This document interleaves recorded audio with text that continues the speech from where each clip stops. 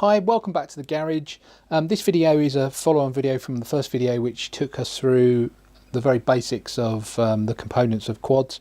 This one is going to look at frame selection and just really talk generally about the terminology used in quads for frames, what makes a good frame, what makes a bad frame, the different aspects of the frame that you might want to consider when you're choosing a frame.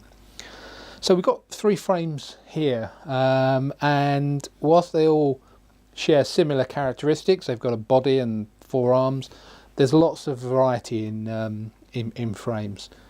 So let's start by talking about how we refer to quads, or how we describe a quad. So you'll often hear people when they describe their quad as saying it's a 220 frame, or it's a 180 frame, or something along those lines. And what they're talking about there is the distance in centimetres between the motors sitting on the ends of the arms. So for example, if we look at this one here, this is a 220 frame. So you can see on here, if we measure the gap between the two arms, it's about 200, I hope you can see that, about 220 millimetres. So this would be referred to as a 220 frame. If we look at this slightly smaller quad, for example, this is a 190 frame, and that's simply because the distance between the arms is approximately 190.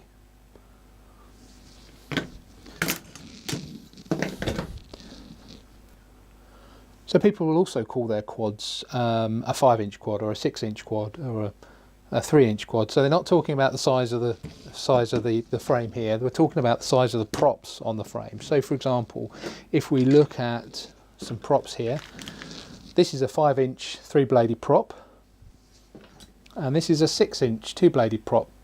So we can see, for example, this 6-inch prop here, if we tried to fit that on this quad, we'd have a little bit of a problem because it doesn't fit. There's not enough clearance, as you can see here. So this is going to be a 5-inch quad.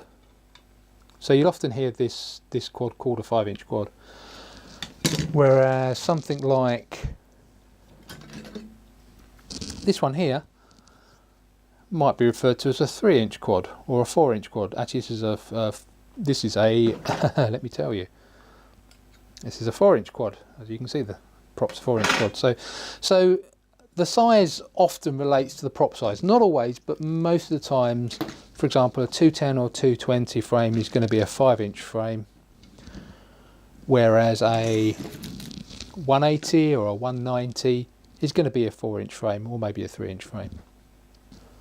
Okay, I've got some other frames here, and I just wanted to talk briefly about when people refer to stuff as an X frame or a H frame or a stretch frame. So they're simply referring to the kind of configuration of the arms. So you can see this one is a pure X frame, and a pure X is one where the motors are in an exact X formation, and that's become quite popular these days, and that's primarily because it forces you to put all of your equipment into the centre of the quad, and the centre of gravity is in the middle of the quad. So this one is often referred to as a H frame. This is not quite a H frame, but often a H frame is in the shape of a, if you can see that, a H. And this was quite popular in the early days of quads. Not so much now. They're kind of really moving towards a sort of hybrid type, either a full X or a hybrid type, and this is an example of that. So this is not quite a H and not quite an X. You'll see you have more clearance between the front than you do the side. So you can see this is slightly further apart than it is, further apart on the width than it is on the length. And these are all different styles that board designers, frame designers use to try and optimize the frame. Okay, so another thing to consider when you're looking at frames is the design of the base plate. So you can see here with these two frames, we've taken a slightly different approach to it. So this is what's called a unibody. So it's a all-in-one, one-piece base plate, and that's quite popular because it's, well, they're simple to manufacture, I should imagine, but also they're quite strong. You know, everything is one piece, so it's quite strong. This frame, on the other hand, has got replaceable legs, so this has got an advantage in that if you crash and broke a leg, you only have to replace one leg. Often it can be quite useful to be able to swap one leg out if you're at a race, for example, and you break an arm. It's quite quick to have a pre-made replacement arm ready for you. Okay, so let's talk about the purpose of the frame. So when you're building a quad, you might be building it to go racing, you might be a freestyle pilot, or you might be someone that wants to go and do some photography, building a big camera platform. So when you're choosing your frame, obviously you have to bear in mind what you'll be looking to do with that frame. So if we look at, for example, a racing frame or a racing build, what are we looking for? So a racing build, you'll be looking at primarily weight. So you want to have a frame that's lightweight. You know, that translates directly to speed and therefore handling as well. So whilst you'll probably still want a robust frame, because you know you do crash while you're racing, that's probably secondary to the weight of the frame. So for a freestyle quad, you're probably looking at something a little bit different. I would suggest you're probably looking at something that's easy to repair. Weight's important, but not as important as racing. Freestyling, you're going to be doing lots of tricks and you're going to be having lots of crashes because you're not very good at those tricks yet. So you want something you can repair quite easily. Also, freestyle flyers often carry an action cam like a GoPro or something at the front, so you want something again that can carry that kind of weight, and these 5-inch frames are very good for that. Okay, so let's talk about what makes a good frame. Some of this is subjective, but this is just my take on it. So top of my list is durability. I'm looking for a frame that will survive crashes because I do that quite a lot. I'm looking for a frame that is strong, that can be repaired quite cheaply and quickly. So this frame again is an example of one of those. It's a unibody, so it's very strong. This frame is quite cheap. It's, you know, I could replace the bottom frame for £10.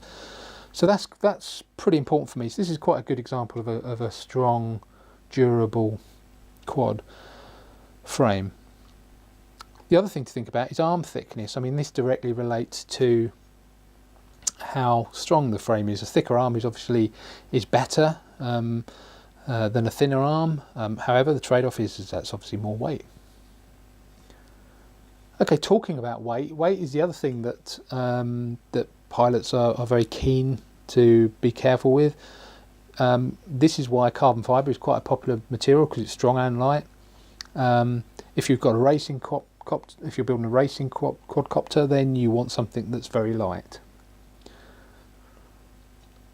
Okay, the other thing that's important to me is the space inside the quadcopter. So this, as you can see, has got quite a bit of space inside, as opposed to this, which you can imagine is a little bit trickier to build with. So I quite like having a bit of space. It's certainly easier and more fun.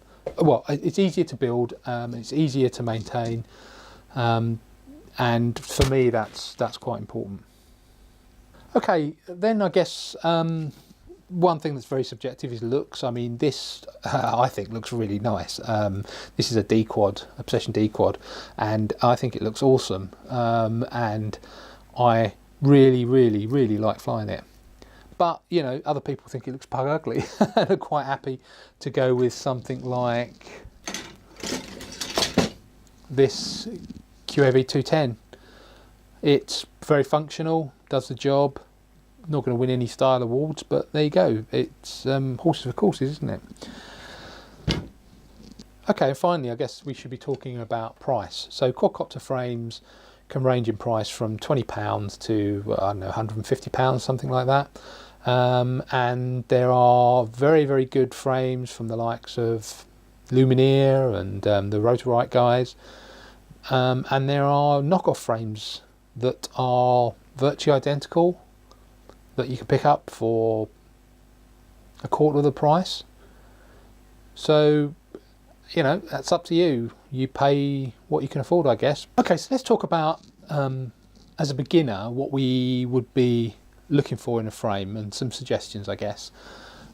This video is all about beginners and all about choosing maybe your first frame. So what do we look for a beginner? Well, I mean, it's very similar to what we look for not a beginner. We're looking for durability over everything else, I suspect. You know, you're going to crash when you're starting. You want something that's cheap and durable. So something like this QAV 210 clone, which was about 25 quid on eBay, 30 quid maybe on eBay. I'll put a link in the description below.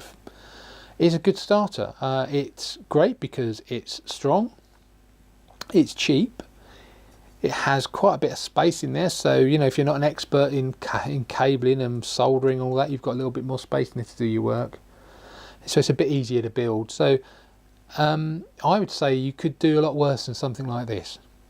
So there you go, that's my that's my recommendation. And that covers it, I think, on frames. If you've got any questions, please put them in the comments down below. If you like the video, please subscribe for the next video, and I will see you next time.